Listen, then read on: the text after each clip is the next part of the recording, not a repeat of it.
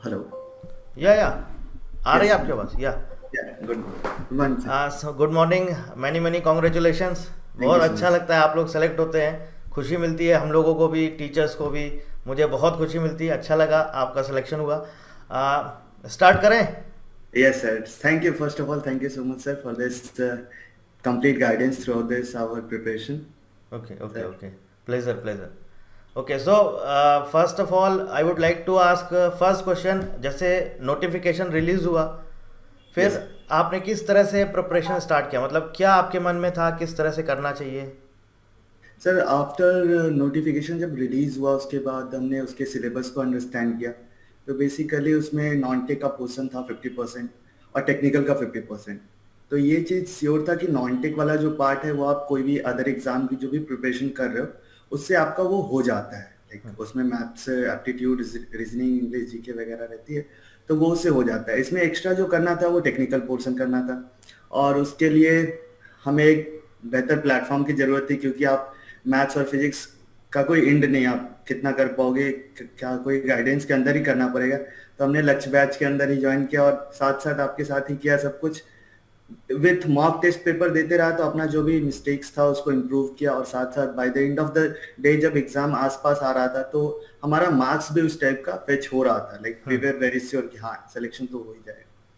तो सो आपने टेक्निकल पर ज़्यादा फोकस किया था या नॉन टेक्निकल पर? यस सर, फोकस तो जब एग्जाम का नोटिफिकेशन आया उसके बाद टेक्निकल पे ही फोकस था।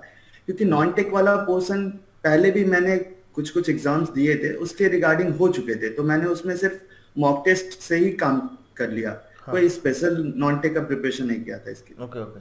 तो मैथ्स और फिजिक्स तो नरोत्तम सर ने ही पढ़ाया था, वो भी इस जी बार भी सर। वही पढ़ा रहे हैं। तो इसके यस अलावा apart of that any books you referred? इसके अलावा कोई बुक सर। भी पढ़ी थी आपने? बुक्स तो नहीं, बट मैं टेस्ट सीरीज को और सर के पढ़ाए गए नोट्स को मैंने बार बार उसी को ध्यान दिया और उसी पे स्टिक रहा। मैं कुछ ओके एक्स्ट्रा और प्रिपरेशन नहीं किया, ओके क्योंकि मेरे ओके। पास टाइम भी उतना नहीं था कि हाँ मैं बहुत ज्यादा कर हाँ पाऊँ। हाँ। हार्डली 3 मंथ्स था हमारे पास हाँ प्रिपेयर हाँ। करने के लिए। तो तो 3 मंथ्स मेरे हिसाब से, क्या आप क्या कहेंगे, 3 मंथ्स सफिशियंट है इस एग्ज़ाम के लिए? यस सर, अगर आपका बेसिक्स क्लियर है, हाँ। अगर आपने 11th 12th में सही से मैथमेटिक्स और फिजिक्स को टाइम दिया है, और ग्रेजुएशन में भी आपने अगर थोड़ा भी सिंसियरली अगर टचअप किया है, तो इट्स एनफ। 3 मंथ्स ओके अगर ओके आप 4-5 आवर्स देते हैं तो it's enough sir. Okay okay okay. तो कितना आपका स्कोर आया इसमें? सर, मेरे रॉस मार्क्स थे 97 आउट ऑफ हाँ। 120, एंड नॉर्मलाइज मार्क्स 97.7 थे। Okay okay 0.7 increase. ओके। 0.75 का इंक्रीमेंट था, 0.5? यस सर, हमारे सेट में 0.7 का इंक्रीज ओके, हुआ था, पॉइंट मेरा सेवन सिर्फ थ्री 3 था। ओके। और आपका अभी ट्रेनिंग कहाँ पर आप ज्वाइन करने जा रहे हैं? गोंडिया में? यस सर, मैं नियाटम गोंदिया में ट्रेनिंग ज्वाइन करने ओके वाला हूँ संडे से। Okay okay. पदम भी वहीं पर ज्वाइन कर रहे हैं, आपकी मुलाकात हाँ होगी सर, उनसे। कदम भी हमारे साथ। हाँ हाँ हाँ हाँ। तो अभी जैसे आपका रिजल्ट आया, रिजल्ट के बाद फिर आपको पता है वॉइस टेस्ट होता है। यस वॉइस टेस्ट के लिए कैसे, आपको क्या था, आपको कुछ पता था, आइडिया था वॉइस टेस्ट में क्या आएगा? आपने कैसे तैयार किया, क्या पूछा गया वहाँ पर वॉइस टेस्ट में? सर, बेसिकली वॉइस टेस्ट में आपके जो स्टैमरिंग एंड ऑल की चेकिंग होती है। हाँ। इट्स वेरी सिंपल सर, उसमें आपको कुछ प्रिपेयर नहीं करना है। अगर आपको थोड़ा लाइक प्रिपेयर करना है या फिर सोच रहे हो कि आप मेंटली उसके लिए रेडी रहो, तो आप यूट्यूब में बस सर्च कर लो, आपको समझ में आ जाएगा कि कुछ वर्ड्स पूछते हैं, उसको आपको रिपीट करना होता है। पैराग्राफ्स पूछते हैं, उसको आपको पढ़ के बोलना पड़ता है। It's like normal daily routine for us. Okay okay तो ओके। उसके लिए कुछ खास आपको करना नहीं है, बस गले को फ्रेश रखना है। आप नॉर्मली आप समझो कि एक टेस्ट होने वाला है गले का, जिसमें आपको बोल के बताना है। और इससे ज्यादा कुछ उसमें वो नहीं करते। Like they will talk to you Hindi normally कि क्या हिंदी चीज़ है। मीडियम स्टूडेंट्स को ये बहुत डाउट रहता है, उनको लगता है कि वहाँ इंग्लिश का टेस्ट होगा तो बहुत डरते हैं। इसके लिए नहीं क्या सर, सजेशन देंगे आप? सर ऐसा बिल्कुल नहीं है कि इंग्लिश और हिंदी का कुछ है। आपको इंग्लिश देख के पढ़ने आना चाहिए, this is the basic requirement. Okay. और अगर आप हिंदी भी बोलते हैं तो वो इंटरव्यूइंग ऑफिसर आपसे हिंदी में भी बात करते हैं, ऐसा कुछ हाँ नहीं है। हाँ। बट वो जो पैराग्राफ है, क्योंकि एटीसी का जॉब कहीं ना कहीं आपको इंग्लिश और हिंदी दोनों को एडजस्ट करने वाले के लिए होना चाहिए, क्योंकि आपके जो पायलट्स हो सकते हैं वो फॉरेन से भी आएंगे, तो उनके लिए थोड़ा इंग्लिश का रिक्वायरमेंट होता ही है। और ट्रेनिंग में भी वो लोग इस पे वर्क कराएंगे। बस बेसिक फ्लुएंसी होनी चाहिए, दैट्स इज एनफ। अच्छा, एक बहुत क्वेश्चन जो मोस्टली स्टूडेंट्स पूछते हैं, कुछ यहाँ पर ऐसे होते हैं जो वर्किंग प्रोफेशनल्स होते हैं, वो पूछते हैं टाइम कैसे मैनेज किया? मतलब क्या एक शेड्यूल रहता है कि हमें क्या 3-4 घंटे पढ़ना है या 10-12 घंटे देने? मतलब एक पर डे का एक शेड्यूल क्या होना चाहिए आपके अकॉर्डिंग, क्या होना चाहिए? हाँ सर, जहाँ तक मेरी समझ है कि आउट ऑफ 264 स्टूडेंट्स जो सिलेक्टेड हुए हैं हाँ इस बार, हाँ। उसमें से अराउंड 200 वर्किंग प्रोफेशनल्स ही बिल्कुल बिल्कुल। है। मोस्टली पीपल वर्क करे, क्योंकि हमारे ग्रुप में भी सबसे बातें होती है तो पता चलता है कि मोस्टली वर्क करते हैं। अब देखिए सर, वर्क जब कर रहे हो तो आपको कहीं ना कहीं से अगर आपको एक्स्ट्रा अचीव करना है तो उसी में से टाइम निकालना पड़ता है। 24 आवर्स ही होते हैं। अब आप किस चीज को सेक्रीफाइस करके निकालते हो ये आप पे डिपेंड करता है कि आप कौन सी चीज को सेक्रीफाइस कर पाते हो। तो हार्डली आप हर अल्टरनेट एक मॉक दे दो और 2 से ढाई घंटे की आप डेली की पढ़ाई 3 घंटे करते रहो। तो 4-5 घंटे सर हमें निकालने पड़ते हैं इसके लिए। ओके या ओके। तो आप रात के टाइम को एक्सटेंड कर दो या फिर ऑन ड्यूटी को कंप्लीट जल्दी कर दो। कोरोना के टाइम में हम लोग को बेनिफिट हुआ कि वो वर्क फ्रॉम होम का टाइम चल रहा था तो लोगों को वहां पे बेनिफिट मिला था। होपफुली अभी थोड़ा सा रिलैक्स हो गया सब कुछ। तो मतलब एक तरह से देखा जाए तो 4 to 5 आवर्स अगर आप कंटिन्यूअस 90 डेज तक अच्छे से सीरियसली पढ़ लेते हैं तो मेरे हिसाब से जॉब अचीवेबल है। यस, वेरी अचीवेबल है। एग्जाम के दिन मिस्टेक्स कम होनी चाहिए बस। Exactly exactly. ओके। तो आप जो अभी अब इस साल आपको पता है अभी फिर वैकेंसीज आई हैं, 400 वैकेंसीज डिक्लेयर की गई है।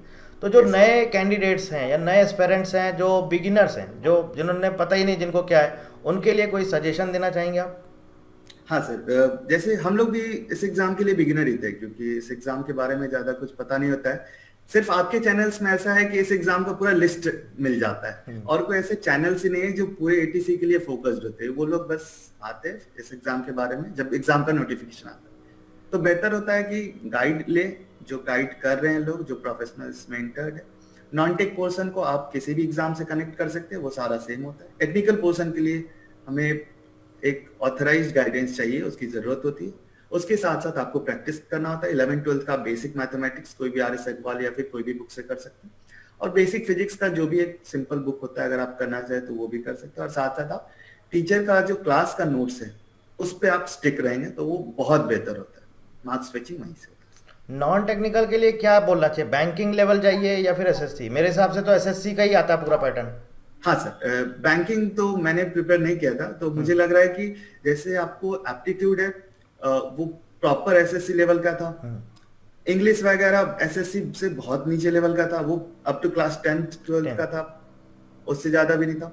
जनरल अवेयरनेस बहुत बेसिक था। अगर आपको आता है तो यू डायरेक्टली उसको टिक करना है, नहीं आता है तो फिर आप, क्योंकि नेगेटिव मार्किंग नहीं है यहाँ पे, तो लक पे डिपेंड करता है आपको जो भी करना है, आप तो क्या लगा सकते हो उसमें। और बाकी रीजनिंग भी बेसिक ही रहता है सर, बैंकिंग लेवल का नहीं। अच्छा, जनरल नॉलेज का बहुत डर रहता है कि जीके कहाँ से पढ़ें, इतना सिलेबस इतना वास्ट है, उसके लिए क्या सजेशन देंगे आप? सर बेसिकली जीके ऐसा है कि आप प्रॉपर तो कंप्लीट कर नहीं पाओगे।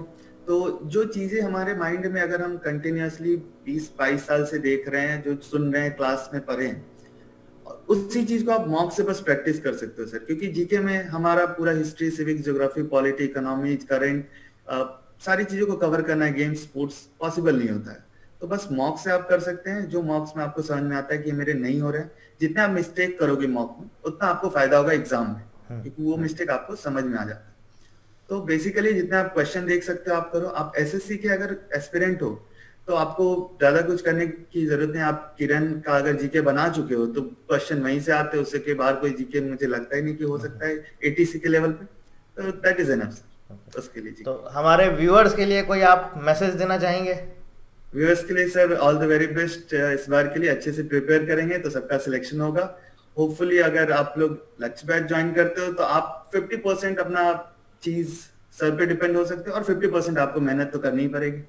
बिल्कुल बिल्कुल ये बिल्कुल। सर। चलिए, बहुत अच्छा लगा आपसे बात करके, टच में रहिएगा, और एक बार बिल्कुल फिर सर। से many many congratulations. Thank you so much sir, thank you so much for this guidance throughout our journey.